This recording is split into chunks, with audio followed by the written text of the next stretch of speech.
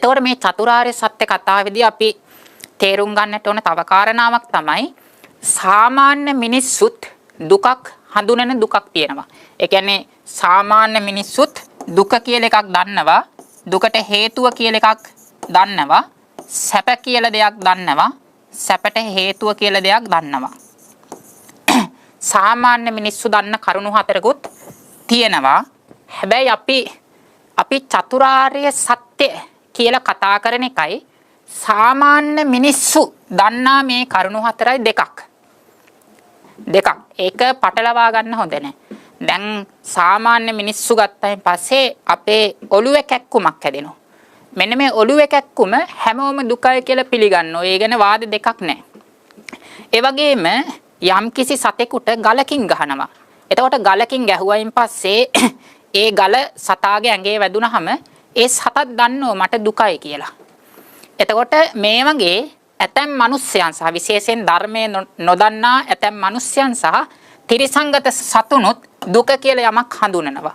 ඒ වගේම දුකට හේතුව කියලාත් යමක් ඒ කටියක් දක්ිනවා. දැන් උදාහරණයක් වශයෙන් අපි ආහාර ගත්තේ නැතුව හිටියොත් ඒ කියන්නේ උදේට නැගිටලා උදේයි දවාලේ දෙකටම කිසිම ආහාරයක් ගන්න නැතුව අපි ඉන්නවා. එතකොට රෑ වෙනකොට මොකද වෙන්නේ? අපේ කුසේ ගින්නක් ඇති වෙනවා. අපි කියනවා ඒකට බඩගින්න කියලා. එතකොට හැමෝම මේක හඳුනනවා දුකක් කියලා.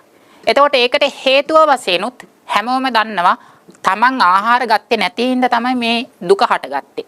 එතකොට බඩගින්න කියන දුකට හේතුව තමයි ආහාර නොගැනීම. එතකොට ඒ හේතුව දැනගෙන ඒ හේතුව නැති කරන්න ආහාර හොයාගෙන ගන්නවා. එතකොට සත්තුණත් අනුන්ගේ දේවල් හොරා හරි අරගෙන ආහාර ගන්නවා.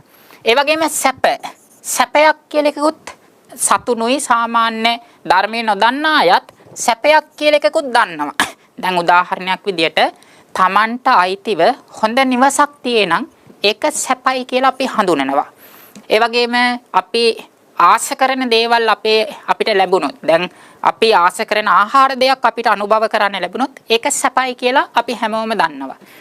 ඒ වගේම අපිට හොඳ යාන වාහන තියෙනම් ඒ වගේම අපිට උවමනා කරන ප්‍රත්‍යපහසුකම් තියෙනම් අපි සැපයි කියලා ඒක හැමෝම හඳුනනවා. ඒ වගේම ඒකට හේතුවත් දැන් රැකියාවක් තිබුණොත් සැපට හේතුව කියලා අපි හැමෝම අඳුරනවා. එතකොට මෙන්න මේ විදියට ත්‍රිසංගත සත්වයන් පවා ධර්ම ඥානෙ නැති සාමාන්‍ය සත්වයා පවා දුකක් දන්නවා, ඒකට හේතුව දන්නවා, සැපක් දන්නවා, ඒකට හේතුව දන්නවා. එතකොට මෙන්න මේ සාමාන්‍ය මිනිස්සු දන්න දුකට හේතුව සැපට හේතුව කියන එක අනිකක්. අපි ධර්මයෙන් චතුරාර්ය සත්‍ය කියලත් මේ කරුණු හතරමයි කතා කරන්නේ. එතකොට අපි ධර්මයෙන් ඉගෙන ගන්න චතුරාර්ය සත්‍යයි ධර්මයේ නොදන්නා කාලේ අපි හඳුනගෙන හිටපු මේ කාරණාවයි දෙකක්. එකක් නෙවෙයි. දැන් උදාහරණයක් විදියට මම කිව්වොත් මේ ලෝකේ තියෙන ප්‍රණීතම කේක් කෑල්ලක් අනුභව කරන අවස්ථාවේ දුක්ඛාරය සත්‍යමයි උපදින එක දුකක්මයි කියලා මම කියනවා. එතකොට මෙතන ඉන්න කාට හරි හිතෙනවා නම් ඇයි හාමුදුරනේ ඒක දුකක් වෙන්නේ කියලා කාට හරි මගෙන් අහන්න හිතෙනවා නම් එයා තාම මේ චතුරාර්ය සත්‍ය පිළිබඳව තේරුම් අරගෙන නැහැ. ඒ තේරුම් අරගෙන නැති හින්දා තමයි ඇයි හාමුදුරනේ ඒක දුකක් කියලා අහන්නේ මගේ. ඒ නිසා මේ දෙක වෙන් කරලා අපි තේරුම් ගන්නට ඕන. අපි ශාසනයේදී බුදුරජාන් වහන්සේගේ ධර්මයට අනුව දුක කියලා කියන්නේ ලෞකික සිත් 81යි, ලෝභය වර්ජිත චෛතසික 51යි, රූප 28යි. මෙන්න මේ පරමාර්ථ ධර්ම පුඤ්ජයට තමයි දුක්ඛාර්ය සත්‍ය කියලා කියන්නේ. එතකොට දුක්ඛාර්ය සත්‍ය කියලා කියන්නේ මෙන්න මේ පරමාර්ථ ධර්ම පුඤ්ජයට. ඒ නිසා දුක්ඛාර්ය සත්‍ය කියනකොට තමන්ගේ ඔළුවේ තියෙන්නට ඕන මේ දුක්ඛාර්ය සත්‍ය කියන වචනයෙන් කියන්නේ මෙන්න මේ ධර්ම පුඤ්ජය බව ඔළුවේ තියාගන්නට ඕන. බොහොම තදින් ඔළුවේ තියාගන්නට ඕන. දුක්ඛාර්ය සත්‍ය කියලා කියන්නේ මෙන්න මේ පරමාර්ථ ධර්ම පුඤ්ජයටයි කියන්නේ කියන එක හොඳට මනසින් තේරුම් අරන් තියෙන්නට ඕන. එතකොට මෙන්න මේ ධර්මයන් මේ දුක්ඛාර්ය සත්‍ය මේ දුක්ඛ ධර්මයන් උපදවන කතෘ තමයි ලෝභය. එයාට තමයි දුක්ඛ සමුදයාර්ය සත්‍ය කියලා කියන්නේ. එතකොට දුකට හේතුව කියන්නේ මෙන්න මේ ලෝභයටයි. එතකොට දුක්ඛ නිරෝධාර්ය සත්‍ය කියන්නේත් වෙනම පරමාර්ථ ධර්මයක්. දුක්ඛ නිරෝධගාමී ප්‍රතිපදාරය සත්‍ය කියලා කියන්නේ සතර මාර්ග සිත්වල උපදින මාර්ගාංග 8 දෙනා. එතකොට චතුරාර්ය සත්‍ය කියන්නේ මෙන්න මේ ධර්මයන්ට සාමාන්‍ය මිනිස්යන් දන්න කරුණු අනිකක්.